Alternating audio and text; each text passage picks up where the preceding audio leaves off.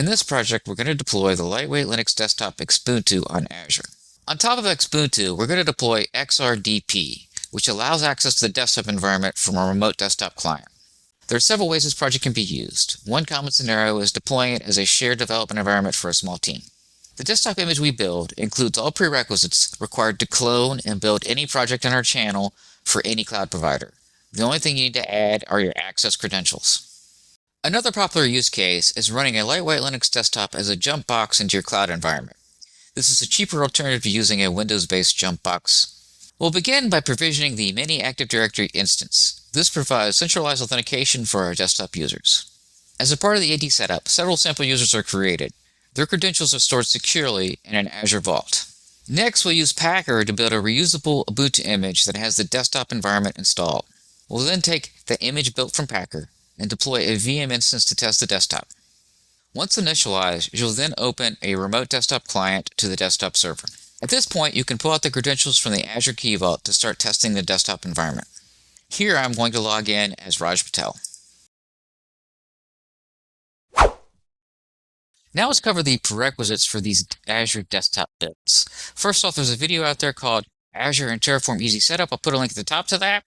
That walks you through how to create the build identity in the Azure console and then extract out the 4 environment variables that you need to set for Terraform, Packer, and the AZ CLI to work. So what you need is you need that Azure account with that build identity set. You need to have the AZ CLI.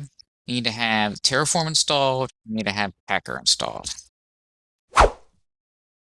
Now we are ready to build the code. So the first thing you want to do is to go into the GitHub documentation, go to the download this repository section, and copy the git clone command. Go ahead and paste those commands into your development environment. This will download the code from GitHub and also put you in the right directory. So the first thing you want to do is you want to run the checkenv script. What checkenv will do is go through and make sure you meet all the prerequisites for this build.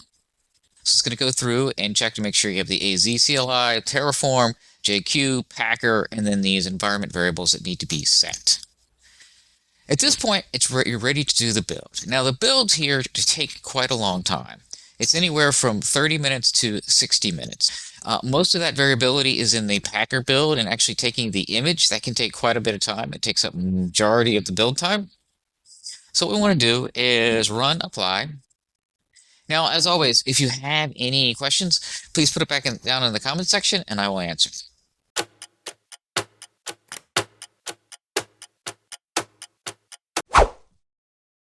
The build has completed. So now let's go into the Azure console and take a look at what got built. So there are 3 resource groups associated with this project. The first one is the mini AD instance. This is what deploys the identity provider for our desktop users. Then we have the Xubuntu network resource group. In this resource group, we deploy the networking, Bastion, and the Azure Key Vault for the randomized credentials. And then the last one is the main event, the Xubuntu project resource group. This contains the Xubuntu image we built with Packer, and then deploys the Windows AD admin instance, the NFS file system, and also finally the Xubuntu server itself. So now we'll drill into the mini AD resource group. This is a module. I'll put a link at the top to this project. This is a module you can include in your own projects. This is a very simple identity provider based on the Samba 4 AD implementation. It's really cheap to run, really quick to provision. That's why we use it in all our projects. The next resource group is the network resource group. In the network resource group, we have the Key Vault. This is where we'll have the randomized credentials, the networking, the Bastion host for accessing for debug purposes, and some network security groups. Now, in the Key Vault, when users are provisioned in the mini AD instance, the credentials are created in here and stored as secrets. The final resource group is the project resource group. In this resource group, we first provision the NFS file system. The NFS file system is based on a storage account. That's what we use for our home directories and the /NFS common file space. Then we deploy a Windows AD admin instance. This is what we'll use in the demo to add a new user and manage users. And then the main event here is this Xubuntu image that we build with Packer. And then after it's built, we deploy the instance. We use a fairly beefy instance because these These desktop environments require a little bit of extra horsepower. Now we're ready for the demo. So what we're going to do is go back to our secrets manager because we're going to use these credentials during the demo.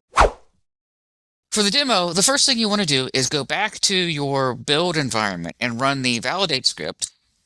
This script will give you the fully qualified domain name of the Xubuntu server we're going to connect to. The next step is you need to bring up your remote desktop client. Let's copy that fully qualified domain name into the remote desktop client. And you're going to get the XRDP login dialog. This is where you need to go back to your environment, go to your vault, and go to the secrets and pull out the Raj Patel credentials. Now, what's a little bit annoying about this XRDP is in that dialog, the login dialog, you can't copy and paste. So you're going to have to type it in manually. It's a little bit irritating, but it's an extra security thing that XRDP does. You can actually copy and paste within the desktop environment, just not on the logon screen. So I'll put in the credentials from the key vault, and here loaded into the desktop screen. So first off, we'll just do a quick tour of the applications that we've installed. We've got Chrome. We've got Firefox. We've got Postman. You can use Postman for debugging microservices. Then we've got OnlyOffice, which is a neat little utility for opening Word files, Excel files, and PowerPoint files, and PDFs within this environment. The last thing we'll look at is the Visual Studio Code. So we installed Visual Studio Code, and I actually went in the /NFS. If you go to the NFS, you can see that we have /NFS mounted for our shared storage. And if I do NFS, you'll see that I've downloaded several files. So the idea in this environment is we've installed all the prerequisites that you could possibly need for running any builds on our channel. And the only thing you need to provide are your credentials. So in this environment, I've set the AWS credentials and I've set the Azure credentials. So if I go into, first off, Terraform, version, and Packer version. So you'll see these guys are installed and those are the versions that we deployed. So if I go into AWS setup and I run that check-env script that we use everywhere, it's going to go through and make sure you have everything installed, which it should because that's what we put in the image. Then, more importantly, it's going to check to make sure that you have the credentials set to actually make an AWS connection. So that was successful. So let's go back up to the Azure directory and do the same thing. Run check-env, and it's going to go through, make sure all your environment variables are set, and log in. So you can see I've just provided my credentials, and I can start running these in this environment, and everything should work just fine. Within this desktop environment, we've got a remote desktop client, which you would use if you're going to use this as a jump box. So if I go into KRDC, KRDC is a remote desktop client for this desktop environment. So if I do RDP, and if I go back to my here, you'll see in the demo, we're going to log into this guy here. So if I go into here and hit connect,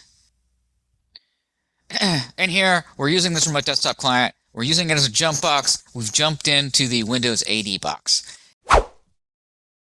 Now let's walk through creating a new user for the desktop environment. The first thing you want to do is get into the desktop environment, and we're going to use this as a jump box. The next step is we're going to go back to the development environment and run validate. And validate is going to give you either the fully qualified domain of the Windows instance or the IP address. So this, you take the domain name here. Let's go back to the desktop environment and let's go to Applications, Internet, KRDC. We're going to use this environment, like I said, as a jump box. So we want to go in here, we do RDP. That is the AD admin box from the validate script. Click on that. And what we want to do is hit OK. And we're going to do R Patel. And we need to go back and get those credentials from Credentials Manager again. So I hit OK. Password from Credentials Manager. Okay, so this is the Windows AD admin box. And so what we want to do is I'm going to go to full screen here, and I am going to say, first off, we're on the Windows side. And so the first thing you'll notice is there is a Z drive. The Z drive maps the shared file system. What you can do on that is go in there and then go into the project directory and go to utils. And remember, when you add a new Linux user on the Windows side, you have to specify GID number, UID number, and UID. So we need to calculate what the next UUID is. So I'm going to go get next UID. It's going to come back and say your next UID number for your next user you're going to add is 10,005. And I'm going to bring up administrative tools. Then I'm going to do Active Directory users and groups. And the first thing I'm going to do is I'm going to do view advanced features. So I'm going to go and expand my domain, and I'm going to go to the users folder, and I'm going to say new user. I'm going to call the user Mike Cloud. I'm going to give it a user login of mcloud. Hit next.